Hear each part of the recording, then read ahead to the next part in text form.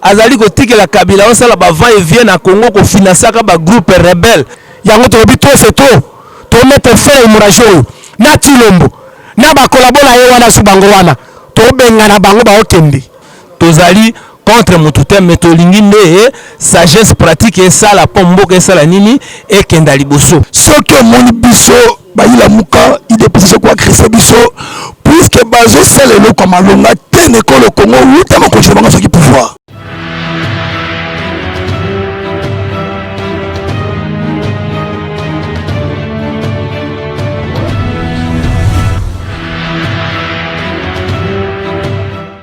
Mbote, monsieur le journaliste, merci pour la malobo Pessengai. Dans l'ingéna c'est la conjoncture de notre pays. On a le est commis très scandale. Mais c'est Tulombo n'a pas collaboré na à Liboso Jean-Pierre Bemba. Yami Balé Moïse Katumbi. Yami Sato Modeste Bahati. Moïbi à ministère économie. Oya Yiba pendant 10 ans. Le sous monsieur Tulombo se confie à monsieur Bahati. Lukwebu. Pour qu'il y ait des sous mbongo ya Congo, bati Mboka na kao, yeba Kabila qui est eloko na ko Kabila. Et comme il peut na tour na ye peut azuba to mususu, akomi ko Kabila bango, ole Kabila ta peuple, biso ba to ko mona ka passe, akomi ko Kabila su moto, atoni na mosolo ebele, loko na Modeste Bahati. Tala boulevard de 30 juin. Modeste Bahati atoni ba immeuble na boulevard de 30 juin ebele. Ya yemo ko Modeste Bahati. Ya Mboka te ya peuple te.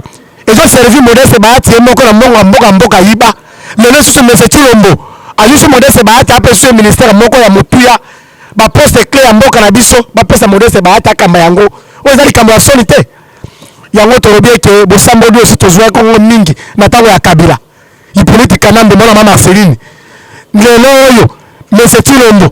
Oleka satali kamba mususu na part ya peuple. Akomo ko sima kamba na part ya monsieur Bemba, na part ya monsieur Katumbi.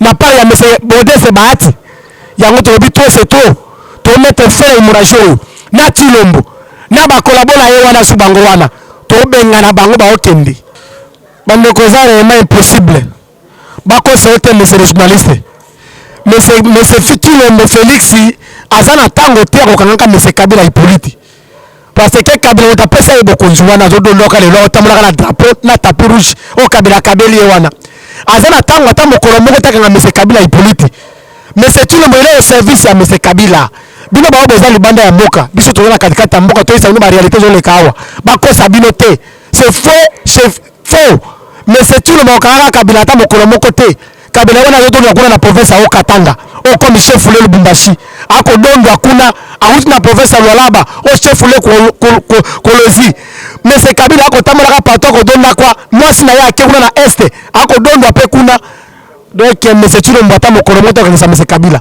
azana service na ye ba koro ba sinyaka na kinga kati bango ni bale mwasi ni bale ya Kabila ni monsieur Tulombo te mwasi ni bale ya bala ni monsieur Tulombo ndenge ni mwasi kanisa mobali e ko sale matin biso ba to Denise mabe ya Mboka o mabe ya monsieur Tulombo na pouvoir la corruption ba pesa ye mais bato moko boye liba bataliba moko boye tribu moko boye to baka tribu en général était mais bataliba moko boye lisanga bato moko boye ba soutenir monsieur Tulombo na kimoyibi na ye balingi bato ba dénoncer mabe wana te bali to dénoncer mabe wana te et commission le dénoncer mabe o ba mabe ya monsieur Tulombo ya groupe ya bato na yo wana il faut babeta yo lokola ndeko na biso moko nova mona incident ya makila baki ko beta ko na masina na quartier 3 babokeli ekambila mafuta ya moto babokeli moto na nzoto po ka do dénoncer mabe ya monsieur Tulombo torobe ke bino to ba face na bino to bino bato ba taliban ba osa makambo wana torobi cette fois-ci to c'est to biso to ko agir toza ba étranger te toza ba uta te to ba kolombo kapo to ko agir état que peuple état que ba citoyen congolais pe loko bino bolongi mabe continuer kaka na ko agir na Mboka o biso to ko arrêter bino to ko répliquer mabe o sali wana yango torobi ke bana décider peuple congolais en général mo banga te président Eli Martin Faoul m'a dit lobby le 30 décembre à Koloba discours a yelobi ne ko betisa Mboka o partout bazozela yango to bila matata mokonzi Koloba ko utana biso peuple to tindiki aloba a Koloba lobby esengeli koyeba ete Mboka na biso ezali na période moko ya mobulungano makasi. C'est de la mégestion, c'est de la barbarie. Peuple a crié aux abois. Olive Lembe tomoni abandi abalisi ba policiers, des milliers de policiers.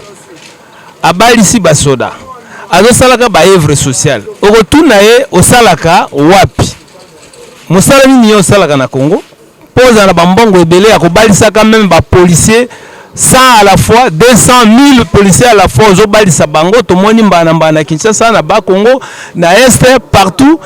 Kozala na pouvoir ye azali mwasi ya mokonzi. Kabila nde sengeli azala na salaire. Ye azala kini na mosala te. Azala na ministère te. Siko mbongo ye azo sala nango ba action wana ezani. Denise aye aweli siko kende ko zoba orphelin ya Rwanda amemi bango na mbongo nini. Et pourtant soko tali Rwanda na Congo. Ba orphelin baza ebele ne na Congo bo bato basi ba kufia plus de millions. Mais Rwanda na statistique na bango na des chiffres na bango ba lobaki ya lokuta. Eza 800 000 morts. Mais na Congo, il y a des millions, pas moins de 6 millions de morts. C'est-à-dire, ah, orphelin baza ebele. Yes, ko tanga zo mbongo ya leta, azo ndo zo orphelin na Rwanda, ayi na bango aloger bango. Na mbongo nini? Et pourtant, bazo longa te comme ça même budget à l'état na 8 milliards même na 12 milliards bazo longa te. Il y a la barbarie. Désordre des alliés. Na Ituri, bato bazo la na banda kote, bazo kima, ba matela na mutu, makile zo sopana. Awa na Kinshasa loi na biso ezali ko garantir liberté d'expression. Soki na eko kamwa ke jeune moko boya la muka po azali ko défendre vision ya Fayulu bande kwa de pese bazako beta ye pe bazwima futa ya moto basopeli na nzoto. C'est la barbarie pure et simple. Aussi mona pe bino bozana pouvoir mais bino nde bato ali boso bozo sala mobulu wa ndengwana. Eloko wana eza malamu te. Tango bango bazalaki ba opposant Kabila makambo bandai ko sala ngwana ko kende ko pilonner base ya bango bazali condamner yango bango bakomi na pouvoir sous bakomi ko pilonaka bato ko sopela bato mafuta ya moto na ko longola moto poso na nzoto ko boma mutu. C'est de la barbarie. Alors désordre ya bongo ekoki ko simbate yango même sous ça zo initier union sacrée to monaki na dialogue ya Edem Kojo tango ba vrai politicien ba grand loup Wamulumba azalaki na kati ya dialogue wana tesalaki nini ya avortaki et avortaki esengaki ba prélat catholique ba récupérer lisusu situation na maboko pona ko sala deuxième dialogue oyo Wamulumba azalaki partie prenante yango ebimisaki ba fulu etiaki Kabila bakache ke akoki ko se présenter sous pour la troisième fois te akoki ko changer sous constitution par la formule référendaire te etiaki ekach Tindengo moni Kabila sali tout pour à se représenter et simbité à bandi ko luka ba dauphin wana pe et avorter mais lelo ndeko Felix ndazo maintenir Kabila na posture de force mais tango zo sala ba dialogue wana nini ba consultation wana nyonso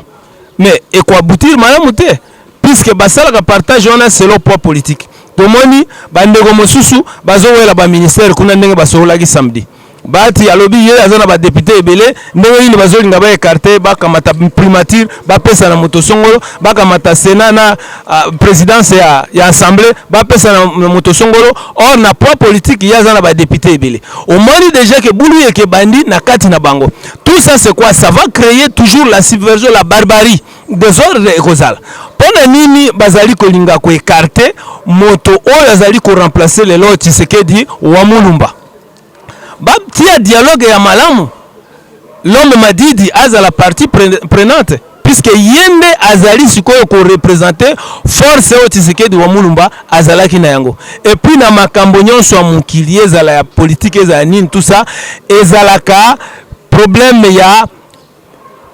ya kobotama sur le plan spirituel naissance biologique ezala na problème te oya valer esprit il y a un grand leader, un grand patriote. Yende azwaka relève. Azali ko tike la Kabila osala ba va et vient na Congo ko finansaka ba groupe rebelle, ko finansaka ba groupe rebelle na sud na est azo tambola moto zo continuer ko pela koto na Fizi na Minembwe na Ituri Kabila zo sala ba mouvement na nyonso wana zo sala ka Felix azo normaliser yango. Sikoyo mboka ko kambango na lâcheté, o kambango na lâcheté te. Pas seulement les discours fainéants, il faut savoir se déterminer. Il faut prendre le courage de dénoncer les habits et de démettre Batonyo Soba Kundi Mboka. C'est un grand voleur. Ce sont là des grands détourneurs des deniers publics na Mboka. Bato nyonso wana basali ba détournement wana nyonso nde azolinga a mixionner bango na gouvernement asika. Batu wana za moyibi. Alors makambo wana esengeli asala dialogue moko ya malamu oyo ndeko Fayulu kozana kati po ba investisseur ba ya Mboka ekenda liboso. Wana nde makanisi nanga.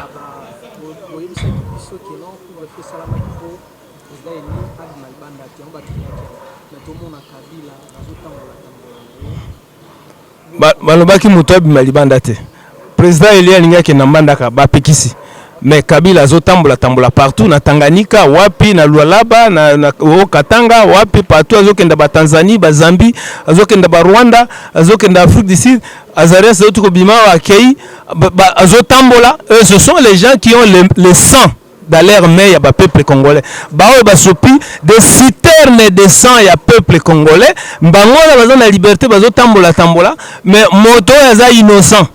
Ye bazo pekisaye alinga ko mbandaka bao pekisaye mais bango bato baza na citerne ya makila ya peuple congolais Kabila na Azarias mais bazo tambola il continue de financer des foyers rebelles na kati ya Sud na Est partout tina ba Ituri partout même awa kini ezate bato bazo sila kokufa pona Nzala pe bazo kosala bato corona c'est quoi? Alors likambo ezali ndeko Felix azonga sima à inclure à ça la vrai dialogue ou à inclure ba couche nyonso ezala ndeko Fayulu akota na kati ya dialogue wana po sima na dialogue wana ba investisseur bakoya Mboka okenda liboso soki basali défi que bazana besoin na yete o ya ye o ya yete talie soki basali par défi union sacrée et kozala union magique moko o et quoi coucher chauve-souris si pas un avorton précoce. Alors avorton précoce to machombe azalaka na bomo malamu te abika kapete akufaka tolingi azonga na kati ya bwanya po alanda mokolo molongo o esengeli Mboka ekenda liboso tozali contre mutute mais tolingi nde sagesse pratique et ça la po Mboka esala nini ekenda liboso. Merci pour le selo komoko amuke la muke sa kola la terre la muke sa forme pe la muke sa tout ça kola muka pe Landa papa, et le seul où il est le banayo, que la mouka to sait à côté, la mouka to sait toujours debout, peut se go Bunda. Ce que mon biso, bah il a mouka, il dépose quoi créer biso, puisque Bazosala le comme alonga, ten école au Congo, où t'as ma conjoint ce qui pouvoir. C'est pour cela, le col à la mouka, à ce qu'on vibre, à ce qu'on dénonce, mais comme il continue d'avoir la violence. Mais la Corée, c'est la bataille des possibilités. Déjà, pour jouer pouvoir, il y a nomination. Bono bana fati apesa bino Misala acte bosali ya kotumba ndeko na biso la muka ko bakele mafuta to ebisi bino soki biso la muka to lobito tomboka to banda ko sidika to ko fancher contre bino kitase ko pela moto pebele ba ko kima kitasa tozo ko boya bino nde boza ba grand tribal mais bozo ko conseiller le président Martin Fayulu mais tous mettre bango de gendarme batake basali kosala tozo kosilisa yango biso moko tozo kosachanger la bango tozo c'est le président il y a le banane lobby puisqu'il azali homme de valeur toyoka message na ye après avoir biso pe tozo kozwa ba décision forte pour la bataille des pistes.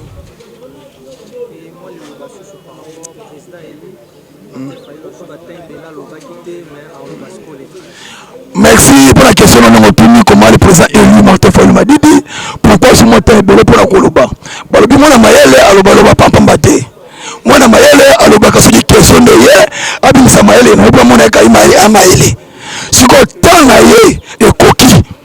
Ya ko bimisa mayele na ye.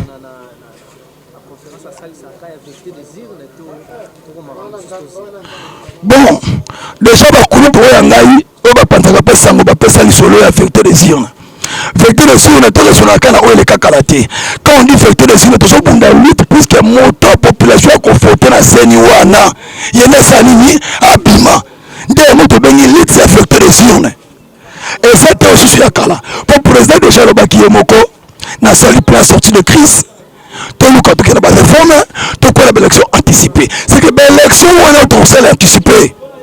Tant toujours que la vérité des signes, c'est que bon solo peut bon somi et puis malanda kouana. En kati ya kaya la muka wana toyeba koloba ngo peke tozali na ba traite na kati ya la muka wana. Mais ba traite wana nyoso biso tokoyeba ko tcha bango kate tozala souci kaka obo pesa biso epe biso tozala to marché na elongo. Voilà lelo toke ko koma na situation oyo lelo to komi na yango awa. Awa lelo oyo ndeko Chilombo banda aiba pouvoir ya population. Aluka pe atambola na ba pays nyoso oyo lelo dans le monde ezana président mon côté aiba ko sala ba tournoi ya oyo lelo ndeko Chilombo asala. Encore plus de 97 voyages pour aiba ko sala là pendant 2 ans. Asala ba voyage belé pour na koluka légitimité azuité. Au moment que légitimité wana aibe ko zo yango te, légitimité ba zo kango na maboko ya population, ba zo kango libana te to na bande ko mususu te na maboko ya population. Kasi taki atamoli akoki kaka na yango te lelo ye kozonga lisusu boye ezala maloba oyo ndeko na biso papa ngwana ayeba koyebisa biso population soki tosali RÉEL ndeko Kabila na ndeko Felix bayebi kozwa kompo moko ya kolalisa biso pongi ya ko aveugle biso bakoyeba ko aveugle biso na bamakambo moko soki tokebi ke tosali keba te ba réussir mission na bango et la même façon si les bazali kokende koluka moyeni ya ko aveugle biso tozali na posa ya misala tozali na posa ya développer mboka na biso lokola ke bango bazali ba miyibi bayebaki koyiba pouvoir na biso tala lelo place tokomi ndeko Chilombo bandi kotipote koluka moyeni akoyi kobima mais ekosimba kaka te au moment que azali bloqué na biso population oyo ayibaki voilà ndenge toke na situation lelo aye ko bakisa soki union sacrée bango bazobenga union sacrée biso tolobi yango ezali union secret pourquoi c'est-à-dire ezali koloba ke union secret oyo aleki aya koyiba otolia oyo toyiba peuple congolais voilà lelo réalité mais tomoni awa bandeko na biso ndeko Bemba ndeko Katumbi bakumbanaki pona kokende kokota na maloba oyo ndeko Chilombo ya union secret na bango lelo réalité ekobima na point nini tokoloba ndeko Chilombo akutani na ndeko Bemba ndeko Katumbi akutani na ndeko Bemba na ndeko Chilombo lelo réalité pendant 3 heures du temps oh lelo koyo après avoir parlé entre bango na privé ba eko sangana encore que ba parler encore lobby dernièrement c'était samedi ba yebi kokutana na Union africaine mais pona koloba ndenge tolobaka toujours na yebi ke ndeko liaise lelo oyo suite ya ki fanatisme ya ki tribalisme akomi ko nier ba leader oyo abenga bango savant abenga ndeko Adolphe Muzitu Fumpa visionnaire du Congo mon président de nouvel élan abenga e savant ya mboka oh pourquoi parce que makambo alobaka lobine eyeba na kosalema toye kotala ke non ndeko silence Adolphe Muzitu alobaka union sacrée wana soki ke coalition FCC cash et abouti na l'autre côté et bon union sacrée to ko s'attendre na nini yango lelo o toye kokini awa tango bayeba kokuta pendant 3 heures du temps bazui compromis na yango te lorsque bazui compromis na yango te yango monique ndeko na ndeko azokende ko wela sort na ye azowela poste na ye ezali juste pona ko wela intérêt na bango et non intérêt à peuple mais biso la muka tolobi boye la muka ezali peuple congolais lokola bango bakei koluka par na bango ya gâteau mais biso tozali toujours déterminé lobi to so c'est là le président Eli Martin Fayulu azopesa mono maloba na ye na biso population pona ko continuer etumba oyo déjà lokola bango na bango bakomi kobebana ndeko Chilombo kutani na bango misatu toyoki kuna bandeko ya AFDC bayebi kosala déclaration balobi ete bango bato bazali majorité parlementaire comment faut-il ndeko Chilombo ayeba kokuta basala réunion bango misato bazalisa bayati lukwebo awa de toyebi rola bayati lukwebo abata campagne ya ndeko Shadar bayati lukwebo a travailler na ndeko Kabila sa nyoso aleka ba PDG ba ministre nyoso na ndeko Kabila eloko sali ke lelo bayati lukwebo ki ndeko Kabila parce que ndeko Kabila pimela premier ministre parce que ndeko Kabila pimela président Sénat parce que ndeko Kabila pimela président Assemblée nationale yango sala ke ndeko bayati akima ba ndeko Kabila siko awa ye na Chilombo même posséder o akima ka ndeko Kabila yango pe ko koma na nyosake lelo awa Katumba zo wela za poste primature Katumba zo wela za poste ya ministre mine Katumba zo wela za boye ndeko Bemba pe kuna zo wela azwa poste na côté ya la cour constitutionnelle batu asape batu na ye azo wela za poste na côté primature azo wela za poste na Sénat siko place ndeko Bayati bati yango wapi yango to moni batu na FDC de ya basali déclaration ke pona kolaksa ke déjà bandele bango mbutu siko suka lango ekoyeba kosuka bongo ekosuka wapi nebiso population congolaise de lobby oyo boyibaki ya peuple mutu nyoso akoluka akota wana akoyeba kozala pe kaka toujours na makila ko telengana ndenge bazo telengana. La seule solution ezali na maloba président Eli Martin Fayulu biso nyonso tokende na ba réforme pona koyeba kotia bakonzi ya bien na ba institution nyonso de façon que tosala élection anticipée toyeba kokende na voie normale pour que biso population toyeba kozwa bosomi ya solo. Merci et je vous remercie.